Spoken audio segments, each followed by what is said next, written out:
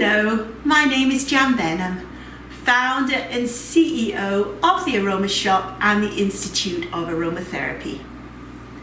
I'm delighted to be with you today, and we're going to be talking about how to use essential oils safely on our fur friends. To assist me in this, we're going to use Kiki, who's a mini Labradoodle. She's almost 3 years old, and she's going to show us how she chooses her own essential oil blend. Later on in the process, I'm going to show you how we make an ointment and also share some recipes from my book, Pet Care with Essential Oils and Their Friends. So we're going to start off by talking about various essentials that you can and cannot use on your fur friends. So Coco has just taken herself off for a little stroll, and while she's doing that, we can talk about essential oils and also about pet care products. So my background is I've been a practicing aromatherapist for over 40 years and a teacher of aromatherapy for 35 years. My interest in making pet care products came in the mid-90s when I opened a shop called the Aroma Shop in Toronto, Canada. Now, I did have the Institute of Aromatherapy before then, where we were teaching aromatherapy, and still are teaching aromatherapy, holistic skincare, reflexology, and a general holistic health practitioner program. But I wanted a shop that also could sell therapeutic grade essential oils, organic carrier oils, and we also carried a whole line of skin, hair and body care products that were formulated at the store. So it was inevitable in this area where we were, because there was a lot of people with dogs. It's an area called the Beaches in Toronto, and it was packed. Everyone has a dog there. And it was inevitable that they would bring their dogs in and ask us to formulate for them. So I at the time was just experimenting with soap making, and I was making cold pressed soap, and I wanted to make it into a liquid soap. So this is before I actually bought about my liquid shampoo. And my first try at it was taking a big bar. Now this is a bar of cold pressed soap. You can see it's quite big. I still make soap. And what I did was I grated it up, put it into water, heated it up, mixed it all up, and added actually quite a few essential oils, usually rosemary I think it was, and Roman chamomile, because I was doing it for my own hair. And I made it, and it looked horrible. Looked like a big pile of muck and junk. So I put it in a bottle anyway, put it to one side. I didn't know what to do with it, because I didn't think, there's no way I could have sold it, and I didn't even think it was probably usable. Anyway, a few days later, after I made it, a girlfriend came in with her pet, her dog, who had a problem with fur loss and itchy skin as well. So she asked, she knew I'd made this product, and she says, could I try that and see if that will help? So I just gave it to her. Lo and behold, a few weeks later, she came back. The problem was solved. The essential oils in the shampoo, the so-called shampoo, worked. And that got me interested in formulating more. So eventually I did come up with a good formula for liquid shampoo for both humans and also for dogs as well. And that's another story. But what started to happen was I started to make more products, ointments and things like bug treatments and things to stop ticks from landing on your dog. And we sold quite a few, of course, and we had a lot of feedback. So we were able to tweak the formulas to what would work and what wouldn't work. Now, many years later, when I moved to the Netherlands, I put all the information from these products into a book called Pet Care with Essential Oils and Their Friends. And you should have a PDF file of this book as part of this course. Now, another thing I noticed at the same time as when I was formulating products for pets was a lot of people jumping on the bandwagon and putting essential oils into shampoos and ointments, but who had absolutely no training in aromatherapy. And they were putting things in like tea tree oil. Now, this is the problem when somebody starts working with product when they're not trained. So as an aromatherapist, trained aromatherapist, you are trained in the chemistry of essential oils. Of course, there's different levels of training, from 2-day programs to 2-year programs. So it depends on the level of what you're taking your aromatherapy training to. But there was a lot of people putting essential oils in products that were dangerous for dogs and for cats and for small animals. And this is because some essential oils cannot be metabolized by the liver in dogs and cats. So it's basically a poison you're putting on. So what I've also done with this book was I put in all the essential oils that I think are safe, I know are safe to use, and also the dosages you would apply. So it all depends on the weight. So for example, a horse can have a lot more essential oils than a small dog can, or a cat even. So that is what we've put in this book, and we're going to talk a little bit about essential oils. So I think most of you know what essential oils are. So they're basically extracts extracted by distillation, usually steam, from various parts of plants. So you can get essential oils from leaves, from flowers, from rhizomes, from roots, and so on, and from fruit as well. Now what we're looking for is a good blend that will help all the conditions of the animal, or the human even. So we work with synergetic blends. So this is when you would mix. So for example, I'll just use a sample of, say, sinus problems. So if I have sinus problems and I mix a little bit of eucalyptus in an oil and then I apply it to the skin around my sinuses, it will help to clear my sinuses. But if I mix that, the eucalyptus, with a little bit of basil, for example, basil linalool, it will be even more effective. If I add a little bit of lavender to it, it will be even more effective. And my favorite blend for sinus and headache sinus problems is a combination of peppermint, eucalyptus, lavender, and basil linalool. And that works far more superior. They work together in synergy. So synergy is when the whole is greater than the sum of its parts. So that's what we're trying to achieve with essential oils. So you can just use an individual essential oil, of course, in a blend, but we want to have like an orchestra of essential oils that will work well. So first of all, I want to talk about the cautions. So animals have an extremely good sense of smell. So in most cases, it is best to use oils that are diluted and always provide an escape route. If a pet does not like an essential oil or an essential oil blend, do not enforce its use. Use oil sparingly on cats, as they are particularly at risk for oil reactions. Use only 100% pure therapeutic grade essential oils on your pets and on yourself as well. Use only essential oils that are safe for your pet. Essential oils such as cinnamon, clove, oregano, wintergreen, thyme, tea tree, birch, and any other oils containing phenols should never be used on cats, and with caution on dogs and horses, as these oils can cause liver and kidney toxicity. This is very important. Okay, so essential oil should not be used undiluted on the skin except under the guidance of a holistic vet or someone who's really been trained in aromatherapy on pets.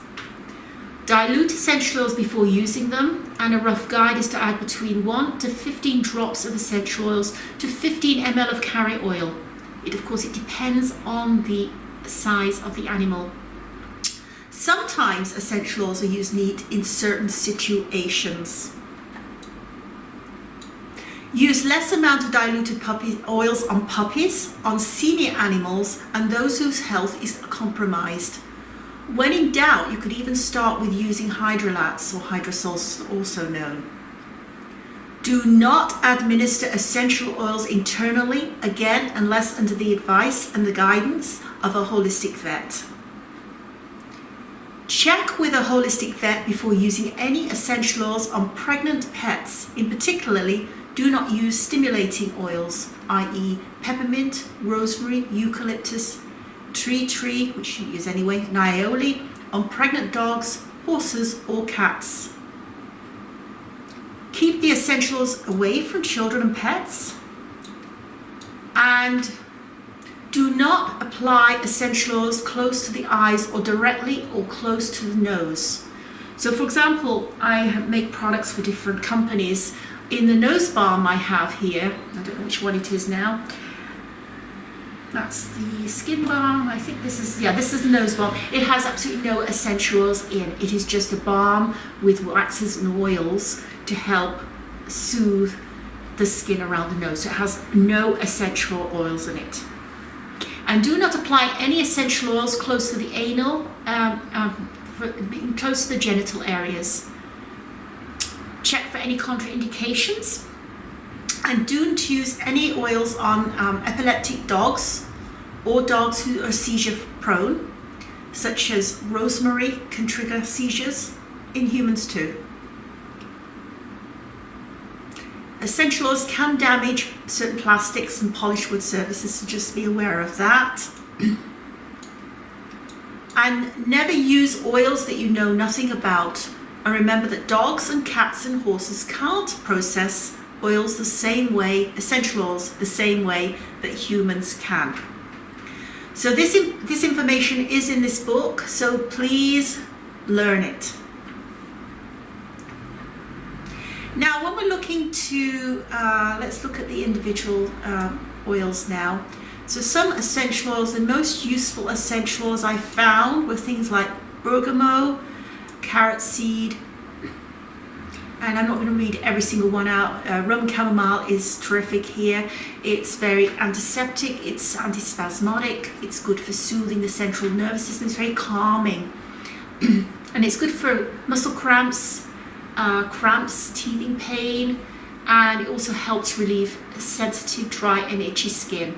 And I would say it's one of the few ones that you can use for dogs and horses, no problem. Now I have put cedarwood in here. The only thing is you've got to make sure it's very well diluted when you use it, because it is really good if you're wanting something to be a flea repellent, for example, or a bug repellent. To calm an animal, I've often used clary sage just to sedate. Again, you want to make sure that it's a very low concentration of essential oil. So clary sage does help sedate for anxiety and what have you. I'm not going to go through every single one here because there are so many different essentials that are so good. Now, one thing I do love is Helichrysum italicum, and it's also known as everlasting and immortelle. And this is probably one of my favorite of all time essential oils. I use it on myself too. It's anti-inflammatory, it's analgesic, and it has incredible repairing actions upon skin conditions such as any scars or any cuts. It's very effective for healing the skin, and it helps with pain relief as well. So it's very soothing and calming, but it's very fast in repairing damaged skin as well. And it's very good for the emotional system. So Helichrysum is one of my, what I call one of my must. Geranium is very good for balancing, and great if there's been an insect bites. You can apply a little bit on, well, mix it, I would, into the oil. For myself, I apply it directly when I've got an insect bite, like a mosquito bite. It takes the itch away instantaneously. But it also is really good for balancing. It's really good for mares, so it balances emotions in both animals and humans. Ginger, of course, is always great for arthritis. And lavender, of course, is a well-known one that is, again, anti-inflammatory. It also stimulates the growth of new skin cells, it helps for eczema and psoriasis, and it also inhibits bacteria as well. It also helps ease anger and frustration. It's a useful one to have. All the fruits are pretty good, like lemon, lime, sweet orange and mandarin. They're all detoxifying, so quite refreshing to have. Yeah, marjoram sweet is an interesting one because that is it helps to suppress sexual desire.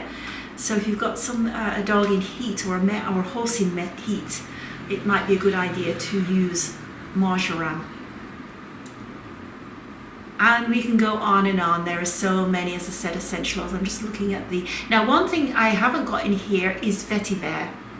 And I find vetiver is very calming. I've had a number of people who've used vetiver on horses that have a high anxiety, and they just place a little bit mixed onto their hands and apply it so they can breathe in, and it calms them down straight away.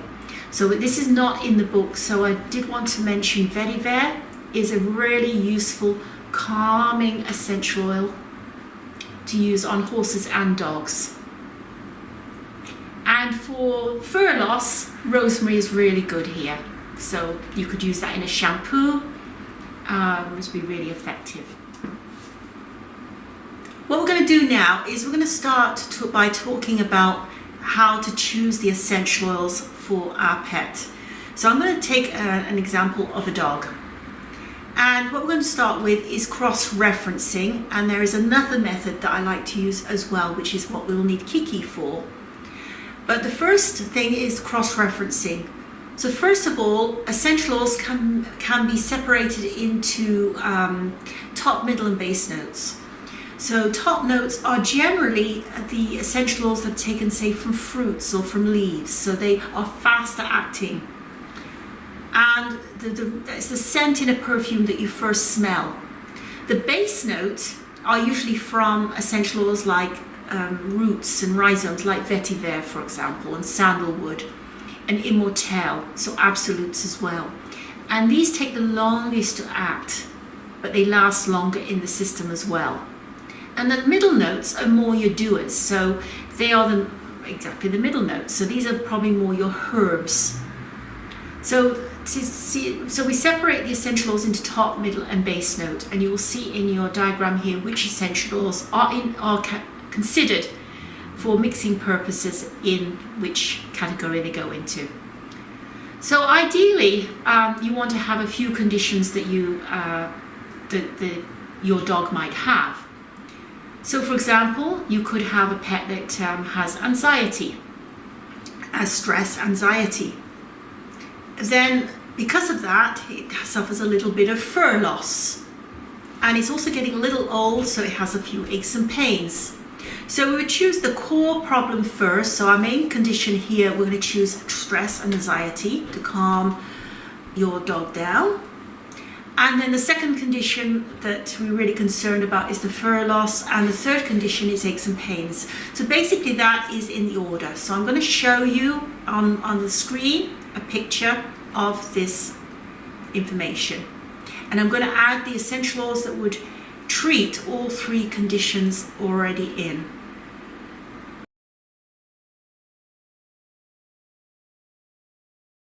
Now what we then do is then we put in which essential oils we just look at the stress and anxiety part, and we see if we've got some essential oils that will work on all three conditions if possible. So you can see in the next graph that's coming up that rosemary is in all three conditions. Lavender is in two conditions, juniper berry, geranium and immortelle. So we have no top notes that have all three conditions.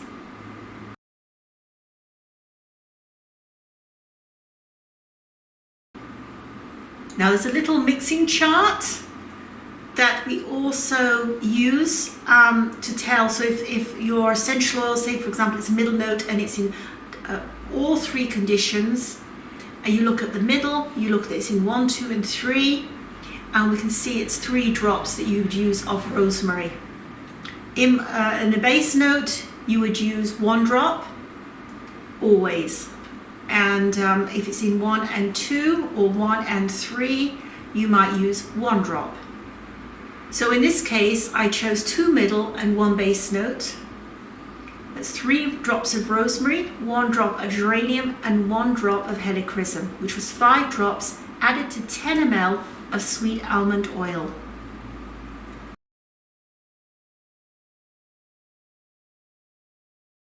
So we've got a blend there that will treat all 3 conditions. So depending on the size of your animal, for example, cats and elderly pets, you look at the percentage. So for example, cats, if we were using the same blend and say it had stress, anxiety, aches and pains and fur loss, you would use anywhere between 1/4 to 1 drop in 10 ml of carrot oil. Whereas in large dogs and horses, you could use 1 to 5%, so 2 to 10 drops to 10 ml of carrot oil. So that is how we choose our percentages in our mixture.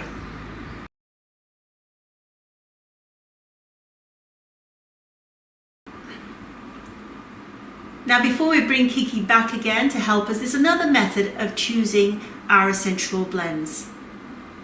So it's interesting to note that in the wild, animals pick and choose the healing plants they need to help them stay in optimal health. It is possible that your animal, using its own instinct through a sniff test, can choose which essential oils would be of most use to them. I have used this method time and time again to be effective. Now, what you can do, there are different methods to do. With Kiki, I'm going to use oil blended with essential oils and mix a little bit of essential oil in there, just because Kiki is not even 3 years old yet. She's very young, extremely sensitive and extremely healthy. But what you would want to do if you are showing, say, a horse a particular essential oil blend, you can have an essential oil blend made, diluted, already in an oil, and you can show it, offer it to the horse, make sure they've got an escape route, and see if they come towards you or back away. So if a horse wants that product, he will, if he doesn't want it, he will literally turn his head around and move away from you. If he does like it, then he usually starts to chew and lick his lips, and he might even move towards you. So there's varying degrees of interest according to the need that animal might need. And it's the same thing with dogs. They will lick their lips, they will sniff it, they will go towards it. If they don't like it, they will go away. While I had the aroma shop, at the time we had a dog called Tia, who was an Alaskan Malamute, and she was extremely sensitive to scents. She didn't mind coming to the shop at all, she liked it. But as soon as you went to get forward with a bottle of lavender, she would go and move back away. She just did not like the smell of lavender. So we obviously knew that she didn't need that. In fact, she didn't really need treatments with essential oils at all. And then I got a little puppy called Coco, who was part Chihuahua and part Jack Russell. And she was, she loved essential oils. Every time the students would be getting a massage and she was there, she would be jumping all over them, wanted to lick them. She loved the smell. She would come to you. So she really loved the smell. So each animal is different and unique. Now with cats, you might even hold a closed bottle rather than open it, and keep it at least 6 inches away from the cat's nose. And be patient, let the cat come towards the bottle rather than going towards the cat. And once you make sure the cat likes the oil, check the responses. Dilute 1 drop into 10 ml of cold pressed vegetable oil, like sweet almond oil. So for a cat, a sign of keen interest is smelling intently, licking the lips, or trying to lick the bottle.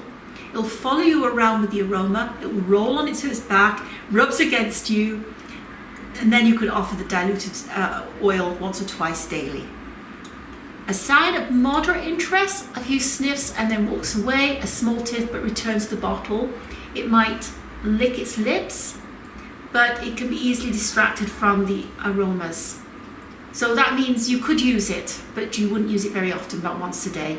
No interest, it will just turn away from the aroma, leave the room, so do not use. So now we'll get Kiki in and see if we can get her to like a particular essential oil. Kiki and I are going to do a sniff test to see if she likes any one of the blended oils.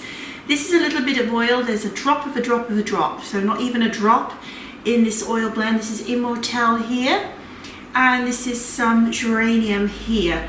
I just want to see if she likes either of them. So do you want to smell it and see what you think? What do you think? What about that one? What about this one? No? A little bit of interest in that one. Yeah? Now you can see with Kiki there, she did like one of the oil blends. She was licking her lips actually with both of them. Now, and the reason why I looked at the Immortelle was previously she had gone towards the bottle, or the closed bottle of the Helichrysum, and was sniffing it quite intently. That is why I chose to put that on the pad. So I did do a little pre-thing of showing her the empty closed bottles and to see if she would go towards them, and she did. So that's why I deliberately made 2 oil blends of 1 drop, not even a drop, into some carrot oil, and then applied a little bit of carrot oil onto each. So there was 1 geranium and 1 of Immortelle. So she did show a moderate interest. She's a very healthy little dog, so it wasn't going to be like a crazy expression of delight to see the oil, but at least she did show interest. So we could use both geranium and Immortelle on Kiki.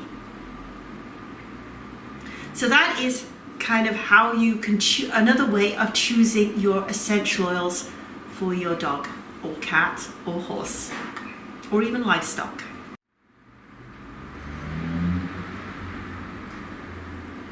So now we're going to make our own products. So I've deliberately chosen 2 items, the healing ointment and the bug spray. I thought they would be the most useful. Of course, there are a ton more recipes in the book that you can play with afterwards. So I'm just going to talk about the ingredients that we use in the healing ointment. So first of all, it's basically an ointment is made from oils and waxes. There's no water involved. And what I have called for in the ointment is to use beeswax. Now, if you want to particularly have a vegan ointment, you could always replace it with candelilla wax, which is 100% natural plant wax. Now, the only thing with candelilla wax is it's a little bit firmer than the beeswax. So where this is calling for 8 grams, I would use 6 grams of candelilla wax if you're going to use, if you want a vegan product. They don't really have any particular value, they just firm up, make a firm ointment. So what adds the goodies to this is, first of all, I think one of my favorite oils is calendula oil. Now, calendula oil has been used for hundreds of years in tinctures and ointments. It's really healing for dry, cracked skin. So you can see where this would be of value for eczema and problems put around the pores, for example, where the skin might get cracked from all the salt that they put on the roads. Now, this is made from calendula flowers that have been infused in organic sunflower oil. So you can see this beautiful color is from the calendula flowers, and that's how they extract the goodies from the plant. So definitely a must to have in your repertoire is calendula oil. Now, to make your whole product with calendula oil would be quite expensive, so we often mix with a cheaper oil. For example, here I'm going to be using sweet almond oil. Now, sweet almond oil is very nourishing to the skin. It helps the penetration of the oil as well, and also the essential oils. So by using sweet almond oil, it's Very, as I said, it's got a lot of nutrients, a lot of vitamins in it, and it also has quite a long shelf life as well. So you've got at least a year of using it in your ointment before it will go rancid. And it will add a lot of goodness. It helps with eczema, psoriasis, dry skin as well. If you don't want to use sweet almond oil, you could also exchange it for any other oil of your choice. Another favorite of mine is apricot kernel oil. And last and not least in this ointment is shea butter. You want to make sure that your shea butter has been refined naturally. You don't really want shea butter that has got a lot of grittiness in it. So when it's not been refined, it can be very gritty and doesn't feel very pleasant in an ointment. So this has been naturally refined. So shea butter really adds, again, it's very soothing and calming to the skin. It's really good for dry, cracked skin as well. So the combination of these work in synergy with each other to help with eczema and psoriasis. Now on top of that, we are adding here, and I'm going to get my book here, we're adding Roman chamomile, lavender, myrrh and helichrysum. So you can see how that's really calming to the skin. So this is really a nice healing ointment, very good for cuts as well, because the helichrysum will help the healing. So, and also I add just a drop of vitamin E in order that it will help make the product last a bit longer. So it helps kind of to preserve. It's not really, you don't have to add preservatives to an ointment. So you'll see that being made in a moment. And then we have the bug spray.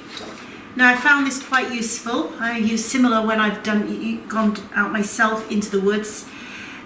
This is helpful for both dogs and horses, and it will help eliminate fleas, repel ticks, mosquitoes and black flies. Great for humans as well. And what I do here is I mix a little bit of cider vinegar and distilled water. You could also use witch hazel and distilled water as well. And you just simply mix the essential oils. And here I've chosen eucalyptus radiata, or you could use eucalyptus citronella, sweet orange, lavender, peppermint, geranium, and one drop of cedarwood. And you just literally put it in the bottle and you shake, and I will show you that as well. And then you can just apply, just be careful when you apply the bug spray that you cover your dog's face so it doesn't go into his eyes or her eyes. But you can spray it on, especially around the feet, the paws, and under the belly. It's a good place. So we'll make the product now. We are now making the healing ointment. This recipe works well on chronic psoriasis, eczema, and helps to heal sores, cuts and rashes.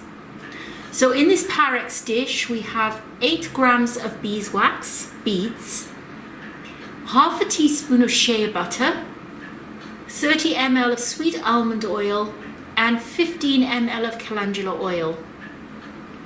I'm now going to melt this in a double boiler, which means I'm going to place this into a saucepan, heat up the water that's in the saucepan and until it's completely melted. And then we're going to add our essential oils over here.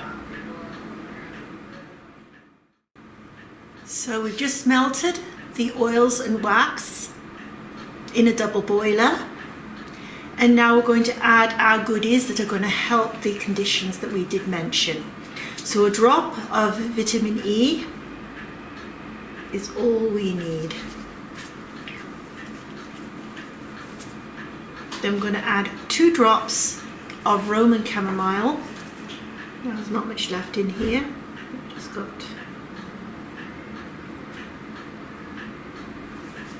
See, we're using very little essential oil. Smelling divine already. This is 1 drop of helichrysum, or also known as immortelle or everlasting. Incredibly healing. 1 drop of myrrh. Now I took the top out of this, so I've got to be very careful in how I apply. Oops, a little bit more than a drop there.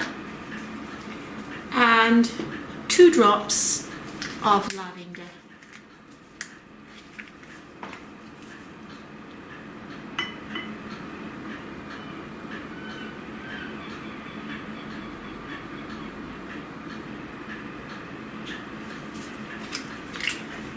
And I simply mix it together.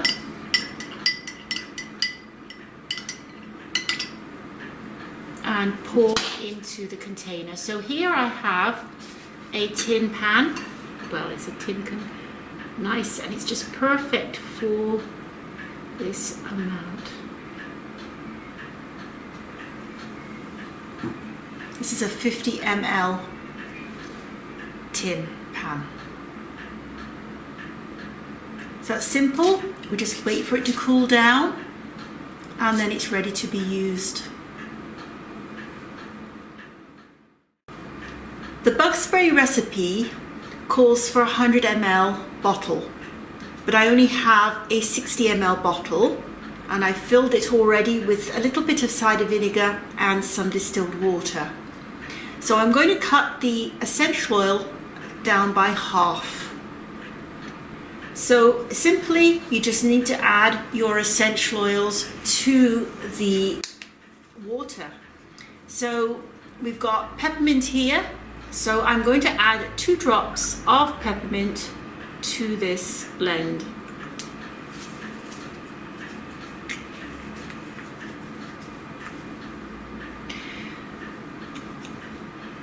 Lavender, 2 drops.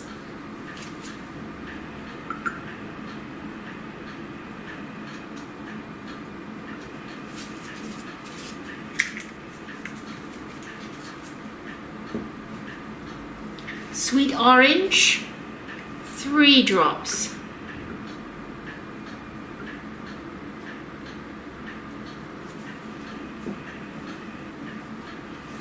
Geranium is 3 drops, and half of that would be 1.5 drops. So we're just going to add 2 drops of this. I do like geranium. It helps to take down any stings or any bites that occurs. So I'm going to just add 2 drops to this one. And then we have cedarwood, just calls for 1 drop. So we're just going to put 1 drop in. Very strong, so we want to make sure. And last but not least, we've got 8 drops of eucalyptus radiata, or you can have eucalyptus citronella, sorry. So eucalyptus citronella or eucalyptus radiata. So we're going to do 4 drops in here.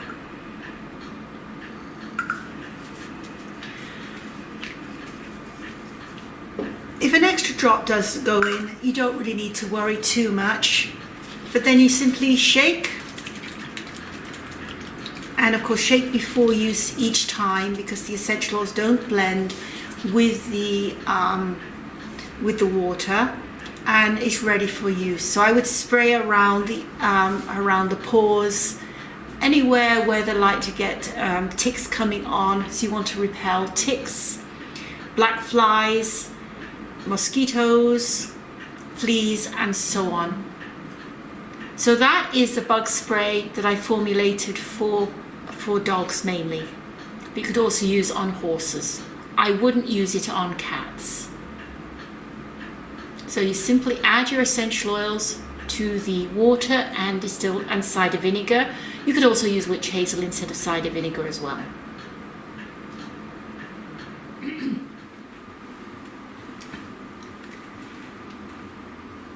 So now we have made our 2 products, and you can see now it's cooled down here, and you can apply on anywhere with the exception of the nose area, the anus, any genitals, and also close to the eyes as well.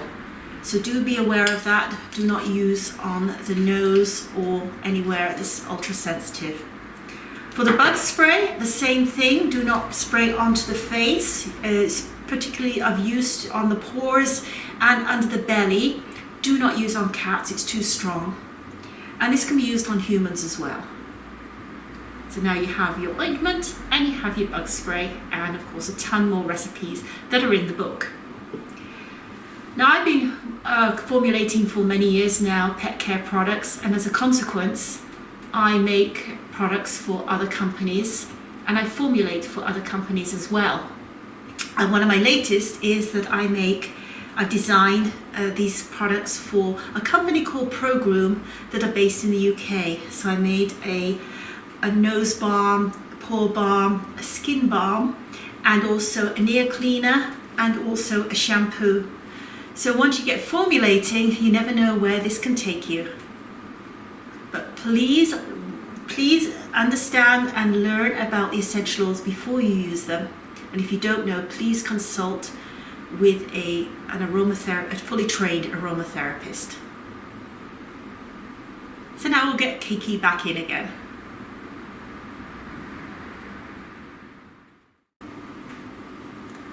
I do hope that you found this information useful.